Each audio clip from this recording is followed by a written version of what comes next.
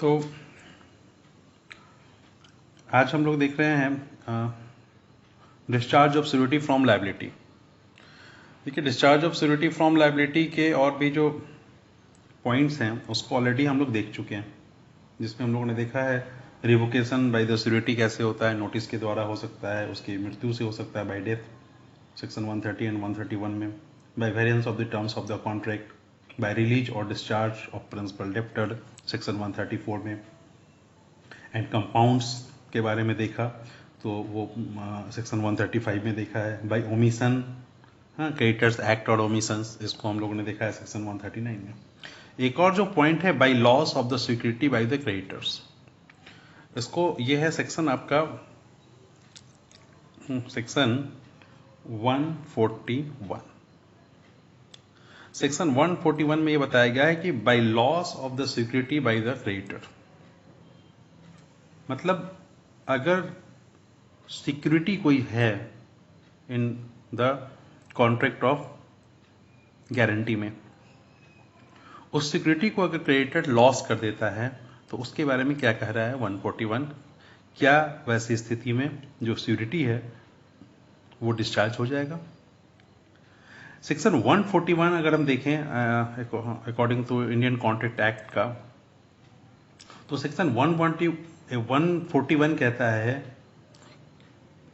कि मेरे पास pair act है, मैं एक बार पढ़ देता हूं। सेक्शन 141 ये कहता है, देखिए, surety right to benefit of creditor's securities. A surety is entitled to the benefit of every security which the creditor had against the principal debtor at the time when the contract of suretyship is entered into, whether the surety knows of the existence of such security or not, and if creditor losses or without the consent of the surety parts with such security, the surety is discharged to the extent of the value of security. ये है section 141। इसमें कुछ illustration है, 3 illustration दिए गए हैं, इसको भी हम लोग देखेंगे। हम लोग थोड़ा एक इसमें 140 को सेक्शन को भी देख लें, क्या कहता है सेक्शन 140। सेक्शन 140 कहता है rights of security on payment और परफॉर्मेंस। जो सिक्योरिटी है, जो प्रतिभू है, उसके क्या अधिकार हैं, अगर वो पेमेंट करना पड़ता है उसको, जिसकी उसने सिक्योरिटी ली है, तो उसके क्या राइट्स होंगे। यहां पे कहता है वेयर ए गारंटेड डेप्ट has become due on default of the principal debtor के डिफॉल्ट होने पे debtor to perform a guaranteed duty has taken place, the security upon payment और परफॉर्मेंस ऑफ हिज सिक्योरिटी अपने पार्ट का performance कर देता है, of all that he is liable for is invested with all the rights which the creditor had against the principal debtor। यही बातें, यहां तो राइट की बातें आ रही है, और इसी बात को सेक्शन 128 में भी कहा गया था। सेक्शन 128 हम लोगों ने पहले पढ़ा था, को एक्सटेंसिव होता है सेक्शन 128। आप देखिए सेक्शन 28 सिक्योरिटीज लायबिलिटी, यहां पर लायबिलिटी, सिक्योरिटीज लायबिलिटी के बारे में कहता है प्रतिभू का दायित्व। The liability of the surety is coextensive with that of the principal debtor unless it is otherwise provided by the contract। ठीक है, जहां जहां सिक्योरिटी की लायबिलिटी है, जितने तक उसने उस लायबिलिटी, जहां तक वो लायबिलिटी का मूल ऋणी के जो है, जो प्रिंसिपल डेप्टर है, उसका लायबिलिटी मूल ऋणी की लायबिलिटी के साथ साथ चलता है, समविस्तीर्ण होता है। तो इन तीनों सेक्शन के साथ साथ हम इसको अभी सेक्शन 1 जो 41 है उसको डील करेंगे। अब देखिए क्या है, क्या है ये, by loss of the security bye the creditor, by loss of the security bye the creditor. जो सेक्शन 141 है वो क्या कहता है, वो कहता है कि सिक्योरिटी जो है वो इंटाइटल है, सिक्योरिटी जो है इंटाइटल है। क्या है इंटाइटल, देखिए इंटाइटल है to the benefit of every security. यही तो कहता है ना section, benefit of every security, ये पहला पॉइंट कह रहा है। बेनिफिट ऑफ एवरी सिक्योरिटी, जो भी प्रतिभूति जमा है,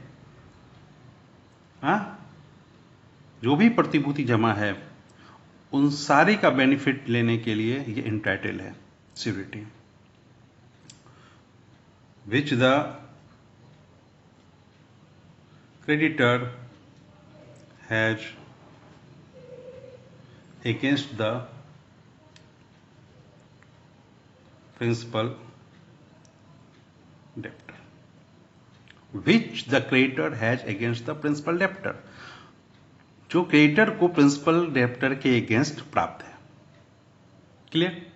यही हम लोग सेक्शन 141 में देख रहे थे। अब इसमें एक कंडीशंस क्या है? कंडीशन है at the time when the contract of suretyship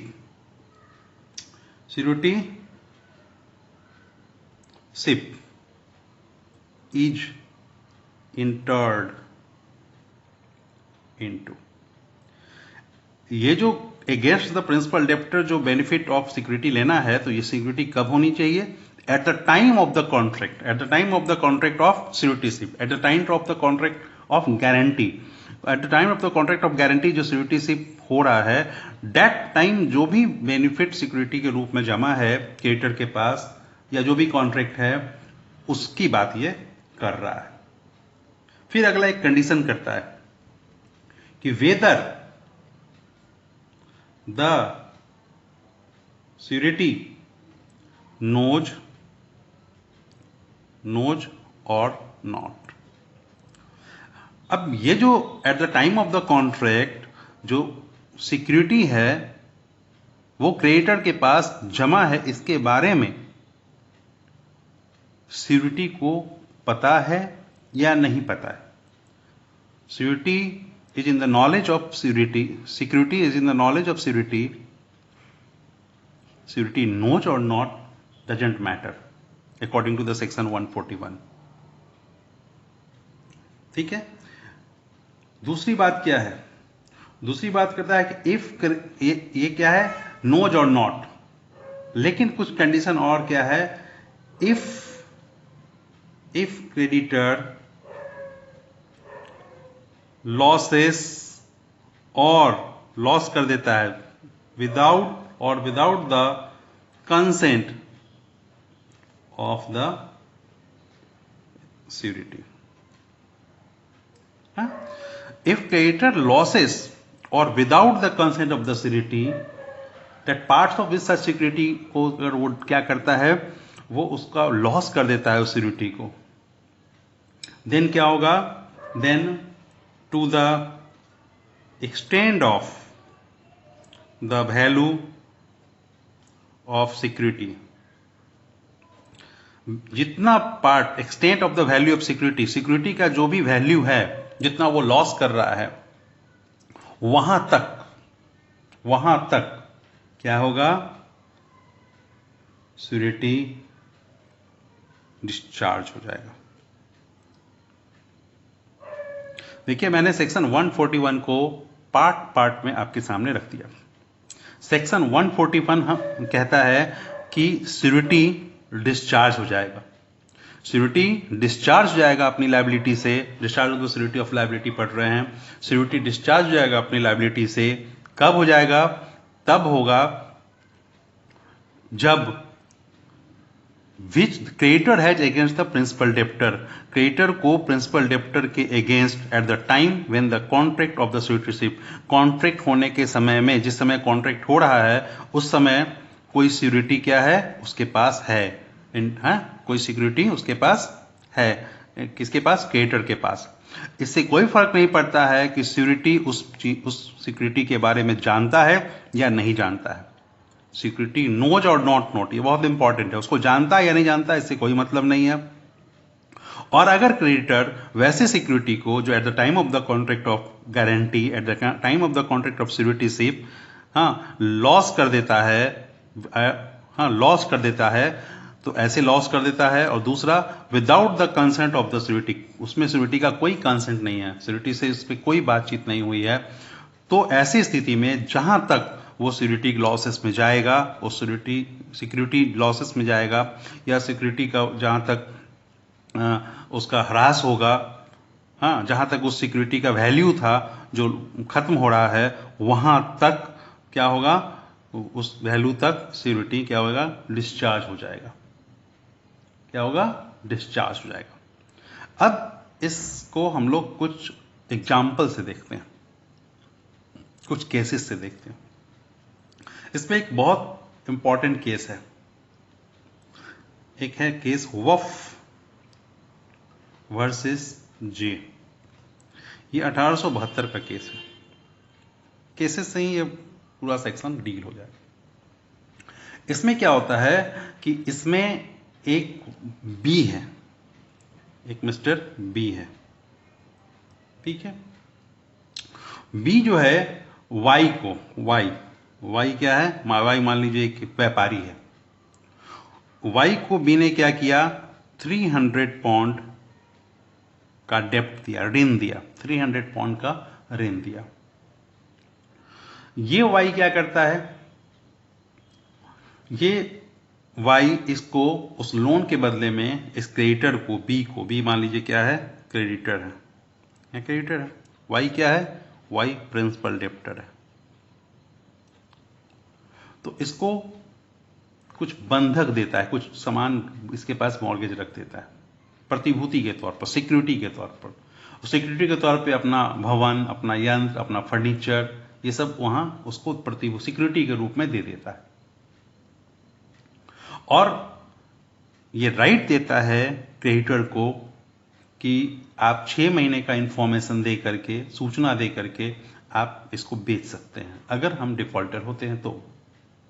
अब क्या होता है, ये जो बी है, प्रिंसिपल डेप्टर है, वो ऋण चुकाने में फेल हो जाता है।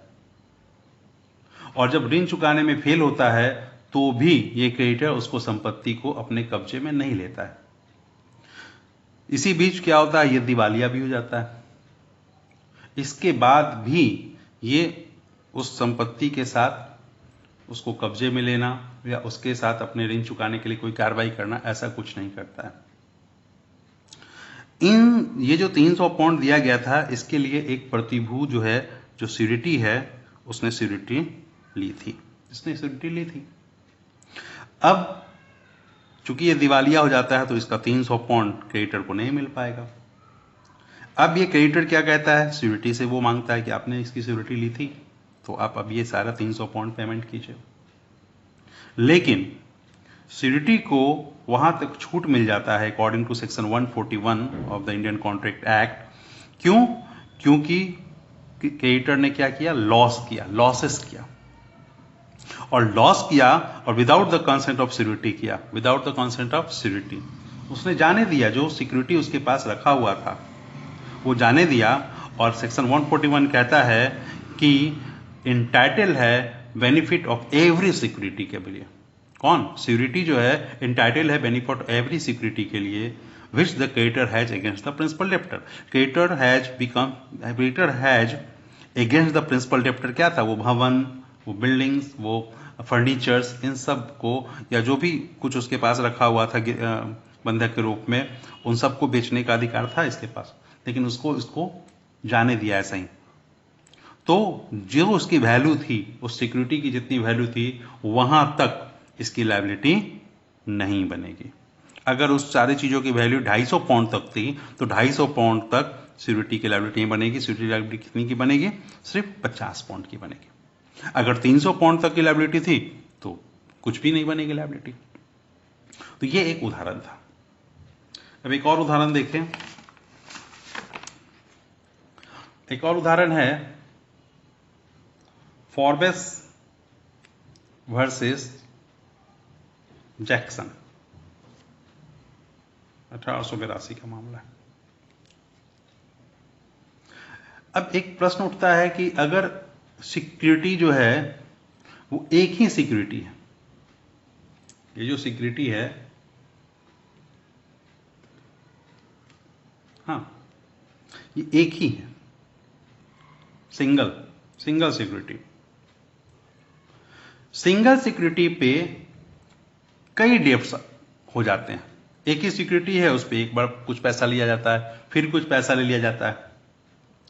तो क्या ऐसे स्थिति में जो क्रिएटर के अधिकार पे कोई प्रभाव पड़ेगा या नहीं पड़ेगा? क्या ऐसी स्थिति में सिक्योरिटी के राइट्स, सिक्योरिटी उससे उसका क्या प्रभाव होगा सिक्योरिटी पर? तो इस केस में क्या था कि इसमें भी क्रिएटर हैं, और इस क्रिएटर ने क्या किया, प्रिंसिपल डेप्टर को $200 ऋण दिया। $200, $200 क्या किया, ऋण दिया। और बदले में क्या रखा?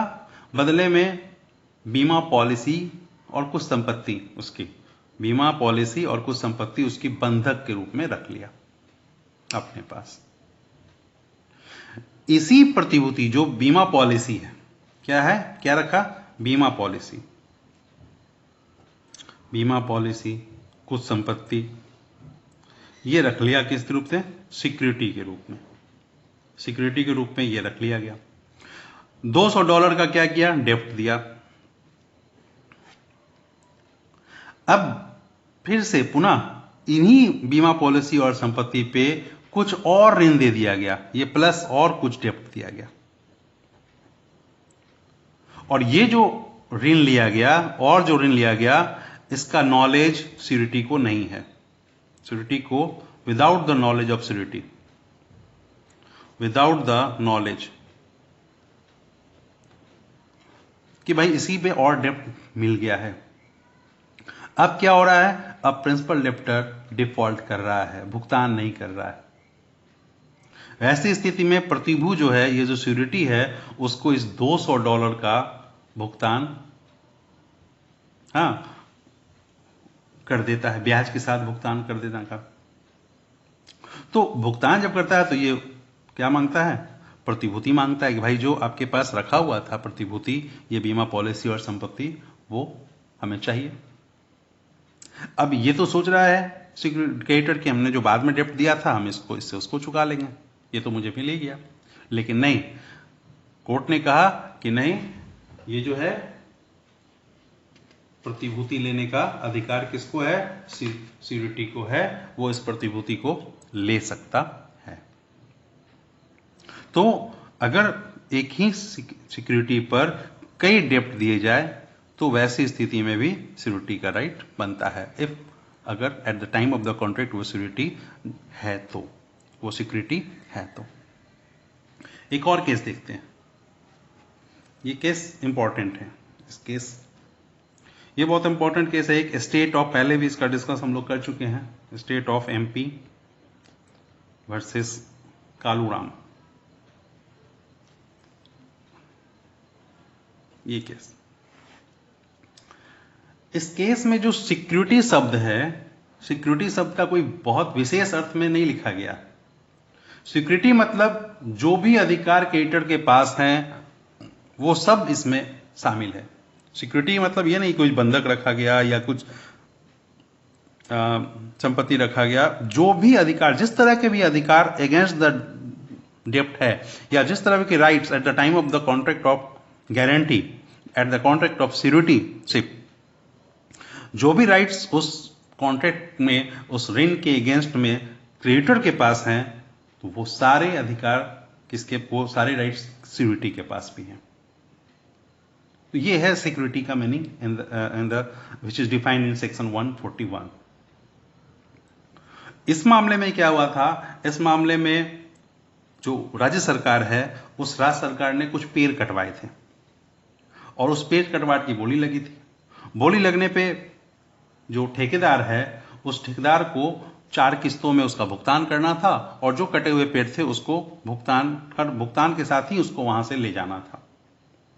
अब जब वो पेड़ ले जाने लगा तो एक किस्त का तो उसने भुगतान किया, वो कुछ पेड़ जो कटे हुए पेड़ थे, लकड़ियां, उसे ले गया। दूसरा तीसरा भुगतान उसने किया नहीं, फिर भी वो लकड़ियां उठा करके ले जाता रहा, जबकि अगर उसने वो भुगतान नहीं किया था तो उसे वो लकड़ियां उठाकर नहीं ले जाने देना चाहिए था, फिर भी वो ले जाता रहा। वो इन सब चीजों की कि वो भुगतान कर देगा, उसकी श्योरिटी ली गई थी। अब जब उसने सारी लकड़ियां उठा ली बिना कोई भुगतान किए हुए और वो भुगतान करने में फेल हो गया, तो वैसी स्थिति में श्योरिटी के पास राज्य सरकार जाती है और वो क्या कहती है, आप इस भुगतान को करो क्योंकि आपने गारंटी ली थी, आपने इसकी श्योरिटी ली थी। श्योरिटी क्या कहता है? श्योरिटी कहता है according to section 141, I am entitled to the benefit of every security which the creditor has against the principal debtor, जो सेक्शन 141 में कहा गया। चूंकि आपके पास यह राइट था, आपको जब वो पेमेंट नहीं कर रहा था, अपनी किस्तों का भुगतान नहीं कर रहा था in the terms of the contract, तो आप उसको लकड़ी को रोक सकते थे, आप उस टिम्बर जो कटा हुआ था उसको आप रोक सकते थे, फिर भी आपने उस उठाने दिया, आपको उठाने देना नहीं चाहिए था। तो आपने अपने एक्ट में क्या किया? ओमिशन किया है, आपने लॉसेस लाया है आपने अपनी सिक्योरिटी में, और इसीलिए जितने सीमा तक वो लकड़ी उठाई गई उस सीमा तक के भुगतान के लिए हम क्या है, I am discharge from the liability, वो डिस्चार्ज फ्रॉम द लायबिलिटी होगा। ठीक है, ये था इस केस में। ठीक है, अब अगले पॉइंट पे आते हैं। सेक्शन 141 का अगला एक पॉइंट कहता है कि, तो जो सेकेंड पॉइंट है वो क्या है? वो है at the time of contract security received by the creditor. देखिए बहुत important point, eight the time of the contract, ये जो कॉन्ट्रैक्ट ऑफ सिक्योरिटी हो रहा है, कॉन्ट्रैक्ट ऑफ गारंटी में जो सिक्योरिटी इंटर किया, तो ये जो सिक्योरिटी देने के समय at the time of the contract of guarantee, ये securities received by the creditor, creditor के पास ये सिक्योरिटी है at the time of the contract. Section 141 कहता है कि जो सिक्योरिटी के जो अधिकार हैं उसी सिक्योरिटीज पर तक हैं, उसी सिक्योरिटी तक सीमित हैं जो सिक्योरिटीशिप के कॉन्ट्रैक्ट के समय दिया गया है, उसी सिक्योरिटी तक है, उसके बाद जो दिया गया है उस पे नहीं है। जबकि अगर इंग्लिश लॉ की बात करें तो इंग्लिश लॉ में जो बाद में सिक्योरिटी दी जाती है आफ्टर द कॉन्ट्रैक्ट ऑफ सिक्योरिटीशिप, उसमें भी है। इंग्लिश लॉ में क्या है? इंग्लिश लॉ की बात करें तो आफ्टर में भी है, after the contract of securityship, after the contract of securityship जो सिक्योरिटीज आया है उसमें भी वो अधिकार रखता है security. But in Indian Contract Act 1872, according to section 141, the right of the surety only at the time of the contract security received by the creditor, वैसे क्रेडिटर में रहेगा, वैसे सिक्योरिटीज में रहेगा जो कॉन्ट्रैक्ट ऑफ सिक्योरिटी के समय में हो। क्लियर? अगला पॉइंट इसमें क्या है? अगला पॉइंट इसमें है कि खो देने पे अब क्या है कि ठीक है हमारे पास है बाय लॉसेस, अगर वो लॉस कर देता है तो होता है। तो लॉसेस में जहां तक बात आती है तो वो दोनों ही जगह पे है, इंग्लिश विधि की बात करें या हिंदी विधि की, इंडियन कॉन्ट्रैक्ट एक्ट की बात करें, दोनों में अगर ये लॉस करता है, क्रेडिटर्स उस सिक्योरिटीज को लॉस करता है, तो सिक्योरिटी क्या होगा? डिस्चार्ज फ्रॉम हिज लायबिलिटी हो जाएगा। क्या होगा? By losses, either in English law और Indian law, Indian contract act, security discharge if creditor losses the securities. ये अब होता है सिक्योरिटी, जो सिक्योरिटी है उसको, उस सिक्योरिटी को प्राप्त करने का अधिकार कब मिलता है? When he is liable to get that securities. कब? प्रतिभू को जो सिक्योरिटीज है उसको सिक्योरिटीज प्राप्त करने का अधिकार कब मिलता है? कब मिलता है, ये प्रश्न है। कब मिलेगा ये? अब अकॉर्डिंग टू सेक्शन 141 फिर आइए, वहां क्या है, जब प्रतिभू क्या करेगा, अपने लायबिलिटीज को चुका देगा, जब अपनी लायबिलिटीज को चुका देगा, और जैसे ही वो चुकाएगा वो क्या होगा, उस सिक्योरिटी को प्राप्त करने का अधिकार प्राप्त कर लेगा। तो इसके लिए जरूरी है कि जो सिक्योरिटी है वो अपनी लायबिलिटी, जो उस पर लायबिलिटी आ रही है, अगर वो प्रिंसिपल डेप्टर फेल हो रहा है तो वैसी स्थिति में वो क्या करे, उसको उस लायबिलिटी को चुकाना पड़े, और उसको चुकाना पड़ेगा, वैसे ही वो इस सिक्योरिटी के लिए एंटाइटल हो जाएगा। इस पे एक केस है, case Govardhan Das versus bank of Bengal. Govardhan Das versus bank of Bengal, 1891, Bombay का केस। अब इसमें केस में क्या था कि कुछ भाग के लिए सिक्योरिटी दी गई थी, ऋण के कुछ भाग के लिए प्रत्याभूति दी गई थी सिक्योरिटी ने, ऋण पूरा था लेकिन उसके कुछ ही भाग के लिए दिया था। क्या उसको चुका देने के बाद भी, जबकि पूरा भुगतान नहीं हुआ है, क्या सिक्योरिटी प्राप्त कर सकता है सिक्योरिटी? प्रश्न यह है। सिक्योरिटी जो है उसने एक ऋण था, वो था 3,15,000 रुपए का, 3,15,000 का, लेकिन सिक्योरिटी ने उसका कितने की सिक्योरिटी दी थी, 1,25,000 रुपए की, 1,25,000 की सिक्योरिटी इसने ली थी। अब क्या हुआ कि ये फेल होता है पैसा चुकाने में, तो जो संपत्ति सिक्योरिटी के रूप में रखी गई थी क्रेडिटर के पास जो सिक्योरिटीज थी, इसके पास सिक्योरिटीज जमा थी, तो चूंकि इसने अपने दायित्व का निर्वहन कर दिया, लॉस नहीं होने पर, उसके फेल होने पे, प्रिंसिपल डेप्टर के फेल होने पे इसने, तो 1,25,000 रुपए की चूंकि इसने सिक्योरिटी ली थी, उस सिक्योरिटी को उसने क्या किया, अपना जो 1,25,000 था उसका भुगतान कर दिया। तो क्या जो सिक्योरिटी है उसका, उस सिक्योरिटी में से वो 1,25,000 तक अपने जो पार्ट हैं, अपने अनुपातिक भाग लेने का अधिकारी है? इसने वो डिमांड किया, सिक्योरिटी ने क्या किया, इसका डिमांड किया कि भाई एक जो सिक्योरिटी आपके पास है उसमें 3,15,000 में जो हिस्सा अनुपातिक रूप से, प्रोपोर्शनेट रूप में वो जो आपका बनता है आप लीजिए, 1,25,000 में जो बनता है वो आप मेरा दे दें, उतना का मैं यहां से लूंगा। तो वहां पे न्यायाधीश जो हैं, वो मामले का विचार कर रहे थे, उन्होंने कहा कि क्रेडिटर को प्रतिभूति जो है सिक्योरिटी पर अधिक अधिकार है, जब तक पूरा भुगतान नहीं हो जाता 3,15,000 रुपए का, तब तक आप अपने हिस्से को नहीं मान सकते। इस केस में कहा गया 3,15,000 रुपए के लिए सिक्योरिटी दी गई है, और इस 3,15,000 का जब भुगतान हो जाएगा तब आप इस सिक्योरिटी को मांग सकते हैं, उसके बाद अगर कुछ होगा तो मांग सकते हैं।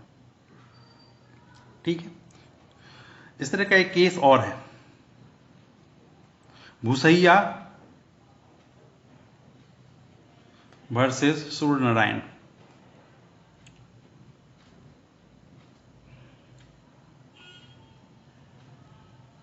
ये है AIR 1944 का केस। इसमें एक इंपीरियल बैंक है, उसने एक व्यक्ति को ऋण दिया, 3 अभिन्न ऋण दिए, 3 अलग अलग ऋण दिया, और अलग अलग सिक्योरिटी थे उसके। अब प्रिंसिपल डेप्टर ने क्या किया, ऋण का भुगतान नहीं किया। बैंक उस जो ऋण थे और जो जितने भी सिक्योरिटी थे उन पे उन्होंने केस लाया, और 3 डिक्री भी ले ली अगेंस्ट देम। अब दो जो सिक्योरिटी थे उसने तो डिक्री का भुगतान कर दिया, मतलब जो उसका जो सिक्योरिटी जितनी थी उसने भुगतान कर दिया, लेकिन तीसरे ने उसका भुगतान नहीं किया। ठीक है, जब तीसरे ने भुगतान नहीं किया तो जो सिक्योरिटी था उस सिक्योरिटी के लिए वो जो दो लोग थे उस दोनों लोगों ने क्या किया, उसने क्या कि हम लोगों ने चूंकि अपना भुगतान कर दिया है तो उस सिक्योरिटी जो संपत्ति रखी हुई है सिक्योरिटी के रूप में, उसमें से जो मेरा अनुपातिक अधिकार है वो मुझे मिलना चाहिए। लेकिन अभी बैंक को पूरा ऋण नहीं मिला था, बैंक को पूरा ऋण नहीं मिला था। बैंक को तो सिर्फ जो तीन थे उसमें तीन लोगों ने सिक्योरिटी ली थी, तो तीन लोगों में सिर्फ दो लोगों ने ही अपना अपना दिया था, एक ने नहीं दिया था।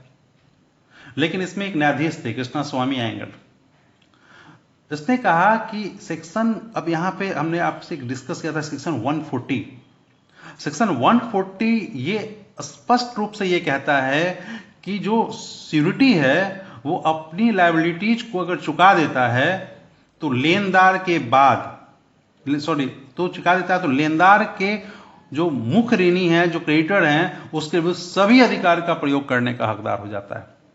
और इसमें ये कहीं नहीं कहा गया है कि क्रेडिटर का पूरा भुगतान होना जरूरी है। इन सेक्शन 140 में ये कहीं नहीं कहा गया है कि पूरा भुगतान होना जरूरी है। तो देखिए इसके अगेंस्ट मामला यहां जा रहा है, इसमें कुछ अलग निर्णय हो रहा है। उसमें कहा कि हाँ, जितना उसने चुकाया अनुपातिक रूप से वो अपना पैसा ले सकता है वापस। उन्होंने कहा कि सेक्शन 141 के अंतर्गत अगर सिक्योरिटी में कॉन्ट्रैक्ट में कोई उपबंध रख दिया गया था, इस तरह का कोई प्रोविजन डाल दिया जाता कि वह दावा नहीं करेगा, तो बात अलग थी। क्योंकि सेक्शन 121 के जो प्रोविजंस है, मैंने सेक्शन 128 भी पहले ही पढ़ा था, सेक्शन 128, क्योंकि सेक्शन 128 में यह कहा गया है, क्या कहा गया है कि the liability of the security is को extensive with that of the principal debtor unless it is otherwise provided by the contract, unless it is otherwise provided by the contract। मतलब अगर वो कोई कॉन्ट्रैक्ट करके अपने इस अधिकार को छोड़ देता है, सिक्योरिटी अपने अधिकार को छोड़ देता है, तो अलग बात है, तो आप ये कर सकते हैं।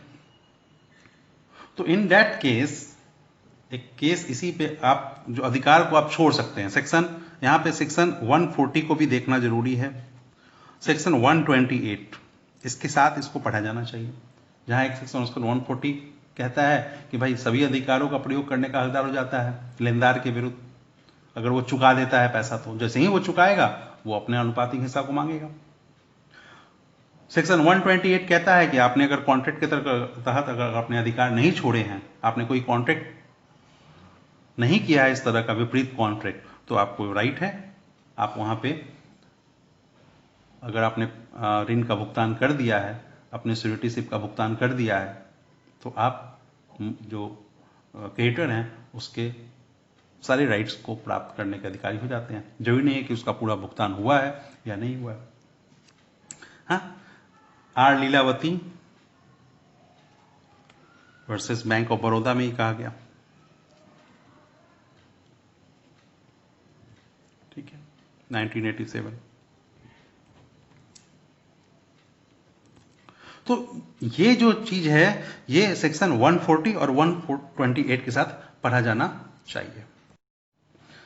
अब इसमें एक और छोटा सा पॉइंट देख लें, बहुत जरूरी नहीं है इस लेवल पे, लेकिन इसको देख लेते हैं। वीडियो लंबा हो गया है, मैं शॉर्ट में इसको कर दूं क्योंकि ये अपलोड नहीं हो पाएगा।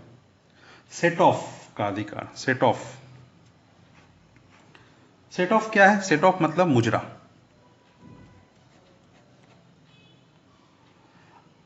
अब अगर कोई जो क्रेडिटर है वो सिक्योरिटी पे कोई केस लाता है, तो केस लाता है तो वैसी स्थिति में ये जो वही अधिकार इसको प्राप्त होता है, किसको? सिक्योरिटी को अगेंस्ट द क्रेडिटर, जो क्रेडिटर को अगेंस्ट द प्रिंसिपल डेब्टर प्राप्त है। क्रेडिटर को, क्रेडिटर है ये, प्रिंसिपल डेब्टर है और यह सिक्योरिटी है। अब अगर इसने कोई ऋण दिया है इसको और इसने कोई सिक्योरिटी जिसके पास रखी है, तो जब ये पैसा ये चुकाएगा तो ये अपनी सिक्योरिटी वापस लेगा। हाँ? तो अगर ये पैसा चुकाता है सिक्योरिटी अगर पैसा ये फेल हो रहा है पैसा चुकाने में, ऋण देने में, सिक्योरिटी उसको पूरा कर रहा है, तो सिक्योरिटी को ये राइट है कि वो मुजरा करा ले, वो जो सिक्योरिटी जिसके पास रखा हुआ है उसको अपने हाथ में ले ले, वो ऐसा दावा कर सकता है और ये उसको ऐसा करने का राइट है। सिक्योरिटी को ये कोई एक पॉइंट और है सेक्शन 141 में, सिक्योरिटी को ये कोई जरूरी नहीं है कि उसको सिक्योरिटी के बारे में, सिक्योरिटी क्या है, सिक्योरिटी वहां है उसके पास या नहीं है, उसका नॉलेज है या नहीं है, इसके बारे में कोई पता है या नहीं है, इसका मतलब नहीं है।